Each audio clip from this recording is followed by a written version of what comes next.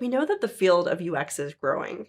So more and more UX professionals are entering the field every year, whether that's from training in school or an academic background, whether that's from a career transition. So I'm curious to hear from you all. What do you think are some different mindsets, assumptions maybe that people who enter the field bring from their previous experience when they're transitioning? So I think that people who come into UX from academia, from like universities or even boot camp training programs, one issue that they sometimes have is they've been exposed to UX in the form of frameworks. So they tend to think that there's a lot of structure in the work that we do in the field when that often is not the case in reality. Or it can be, but it's usually not. We're not doing things in neat little boxes. Yeah, that's a really great point. And I think, we have a famous slogan at Nielsen Norman Group, which is, it depends. And, UX is very much, contextually dependent, right, on various things like, who the users are. Are they internal users or external users? What are the business goals for a particular project? What kind of constraints present themselves? And I think this is one challenge that a lot of new UX folks really struggle with. They don't really, know how to make decisions in these particular contexts and what particular aspects are really important to consider when making decisions. Yeah, I mean, a lot of these frameworks, they serve kind of like a recipe, right? In the Mm. sense of they give you a series of reliable steps to get a really good outcome. But then if you don't have one of the ingredients, you have to substitute, you have to make decisions. And I think that flexibility and that sort of context sensitivity is really one of the most valuable skills. Of course, it takes a long time to really Mm. build up the confidence in the decisions you're making, right? But I think it's one of the most useful and employable skills that a UXer can bring, right? Yeah. I think often people who get into UX and enjoy it right away and kind of take to it pretty immediately are people who are more comfortable with like ambiguous thinking. Not they don't need to have a yes or no answer. It doesn't need to be black and white. They're Mm. kind of more comfortable in that space. I often see other people who get into UX who do need that like, I need everything to be in its neat little box and I need to be very confident that I'm doing the right thing in the right way, struggle a bit more. Absolutely. I think like related to that is also you mentioned like people coming in from academia and having this sort of like formal training. Usually the people who are on these courses with them are also people who are bought into this career. I think one thing that is really challenging for a lot of new UX folks is that they're often coming into an organization where there is fairly low UX maturity. And there's this sort of conception that they might have that everybody knows, this is the right way to do UX. And in reality, they're often joining an organization where people really don't have a very good foundation for what we do. And so a lot of our work is having to kind of evangelize to other people and describe it, in ways that, make sense to other people who have different priorities and different goals.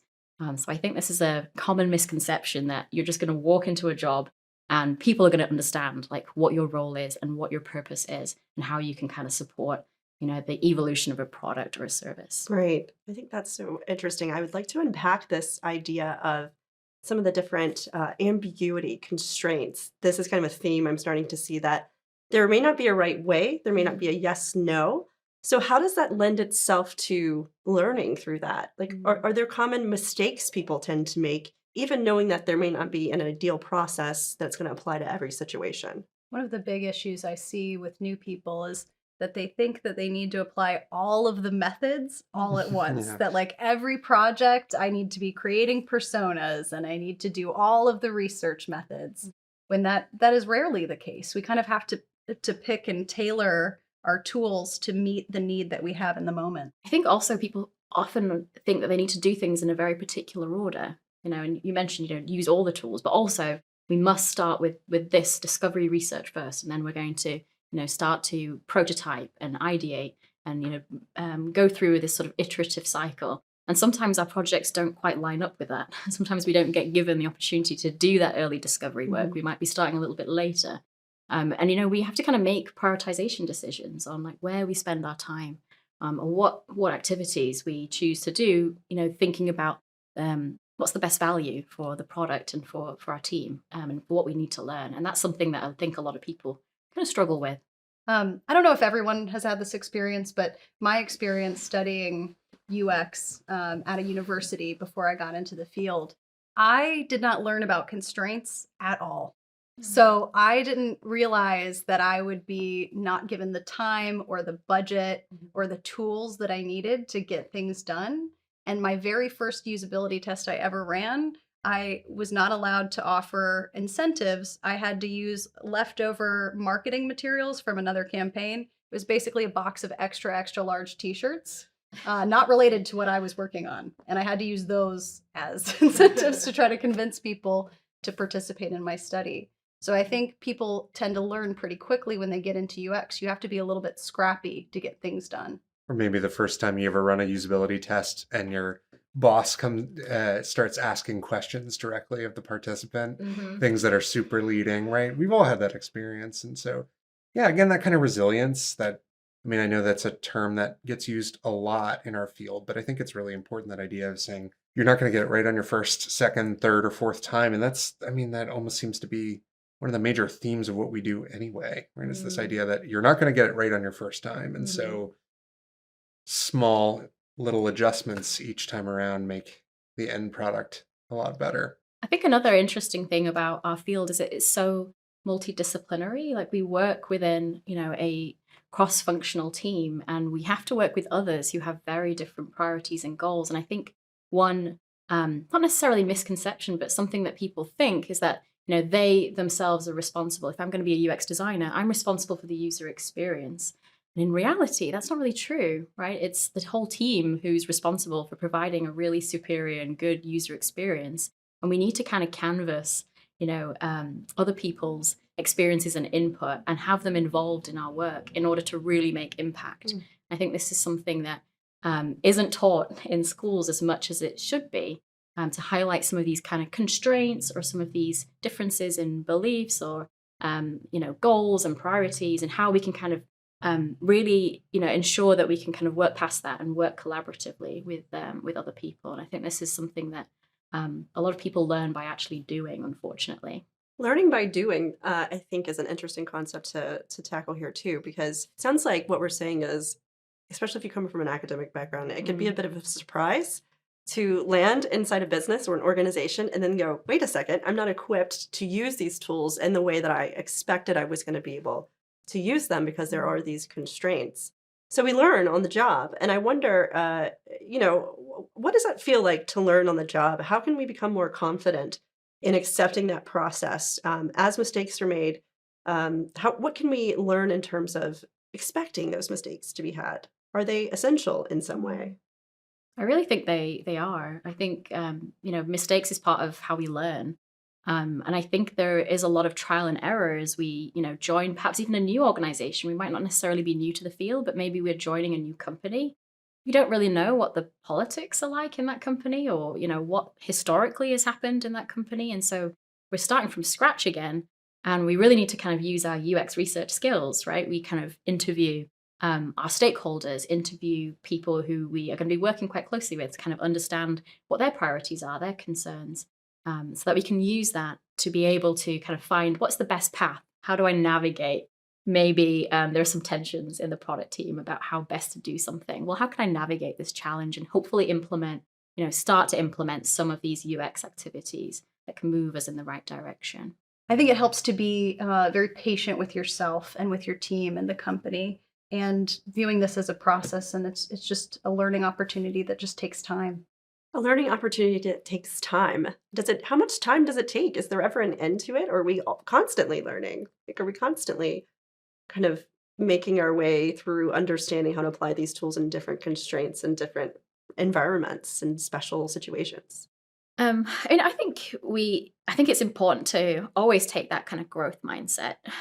There isn't probably going to be a magic number of days or weeks. Every company is different. Every context is different. Sometimes you might be joining a very complex product and you have to learn about what the product does and how it functions, what it's for. So I think it really does depend on an individual basis, but it is always going to be a learning journey, and it should be a learning journey. Our job as UX practitioners is to learn about our customers and about our users and how to improve the user experience. So I think adopting this mindset, like this is going to be a process, it's going to be a journey. We are on this road to kind of make the product better, and we're learning as we go, is a really helpful and more positive way to kind of frame this challenge that people have. Thinking about that word improve, I think is really important, right? Not perfect, not get it right Mm-hmm. initially, right? The sense of your job is to move things even slightly with each go round towards a more positive experience for, end customers. And I think that's something that's easy to lose sight of as part of this sort of learning journey, is the sense of, I think most people who come into this profession, they're curious, but they also tend to have a little bit of a perfectionist streak, Mm-hmm. right? And that idea of if something is slightly out of balance, the whole thing is ruined. And I think that has been one of the hardest skills for me to really integrate personally over the course of my learning journey here, is this idea of something can be off Mm. and it can still be okay, and it can still be positive, it can still be moving in the right direction. And that, the grain of sand in the mandala that is in the wrong spot is okay, and learning to develop not necessarily peace with that in the sense of, never wanting to improve it, but in the sense of being able uh, to be able to move on, right? Mm-hmm. So what I feel like I'm hearing here is basically some advice for people entering the field, or maybe that we even wish that we'd had, is a more accurate way to describe it, in terms of this growth mindset, this continuous learning journey, and this ability to kind of let go of the perfectionism to some degree, and find a way to practically apply what we've learned in a real world environment where there are constraints. So, how do you do that? Coming from a different kind of mindset, what are some guidance that maybe you wish you'd had, or tips you wish you'd had for how to adjust that transition? That's a great question. I mean, I think one of the ways that I've learned, and I know that I have been privileged in my early experience in the field, is learning from others. So reaching out to people who either do the same job as me, or learning from more experienced practitioners, seeing how they kind of deal with these situations. Might not be perfect, right? The methodology might not be what we might have learned in textbooks, or when doing your undergraduate or master's degree. But you kind of learn how they're adapting these particular processes or these particular research methods to be able to do them, under these constraints. So I think, if you can, my advice usually my advice is to people who are entering the field, is to try and seek out someone that you can shadow, someone that you can gain, truthful feedback from, someone that you can present some of your challenges to, and with their experience, you can learn from them how they would approach a particular problem. I think really learning by watching and observing other UX practitioners sort of navigate these challenges is really, really important. I think mentorship and shadowing people who have had more experience than you is absolutely critical to get started in UX. I know that's something that frustrates a lot of people who are trying to break into UX. Certainly, it frustrated me. Is this requirement that a lot of hiring managers have, that they're looking for somebody who already has at least a few years of experience. What I tend to see a lot of is they say, we want somebody with 3 to 5 years of experience. And if you're new, you're like, where am I supposed to get those 3 to 5 years? But the reason why hiring managers tend to look for more experience is because then those people have had those experiences and have sort of adjusted that mindset and have gathered enough sort of data almost, or instances of sort of seeing the patterns that they're looking for and reacting to this ambiguity and sort of adjusting into this weird role, that it becomes easier, it becomes more effective. So certainly shadowing someone who has already had that experience is one way to try to develop more of it yourself.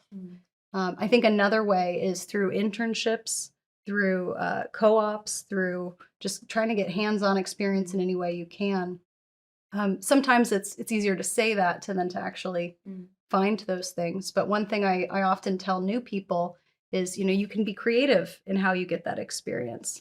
For example, volunteering. Can you provide UX services to a nonprofit organization that needs it? So yeah, I mean, beyond obviously learning from others around us, right? If you have the opportunity to find people around you with those skills and are generous with their time to share it, as UX people tend to be, right? There are still other options. And one of the things that was really helpful for me when I first started in UX was to find things that I thought were well designed. And I don't just mean visually, but I mean they fit into their context well. They served their purpose well, right? There was, an elegance and a natural fit within its environment. And break that apart, right? Be observant. Try and figure out, whether it's a lamp or it's a service or a digital product you're interacting with. There's something there that appealed to you, and trying to reverse engineer it a little bit in your own mind, it's going to really give you a leg up. And your brain will start to make these connections. And I think that kind of curiosity and observation is really one of the core skills that a UXer has to have to really thrive in this environment, is the ability to look at something and break it apart and understand why it worked, right? And I think that is something you can do without access to an internship or an entry-level role as a UXer. You can do that with any job or even on your own time. I really like this notion of using the skills that probably drew us here in the first place, like being observant and curious, to empower ourselves and, keep going with what we have. It also makes me wonder what people who are already established in the field can be doing for new UXers, how we can establish a safe and productive kind of community at large, and also help individuals feel more confident and empowered. One thing I encourage people to do, if they've never done this before, is to mentor. I think mentorship is fantastic because not only does it support people who are entering the field to really understand, the field and how to do their jobs, but there's also benefit to the people who are mentoring, right? If they've never taught before or they've never mentored someone before, it really crystallizes your own knowledge when you get to teach others or show others why you do things a particular way. And I think there's real value to both the mentee and the mentor to have that relationship.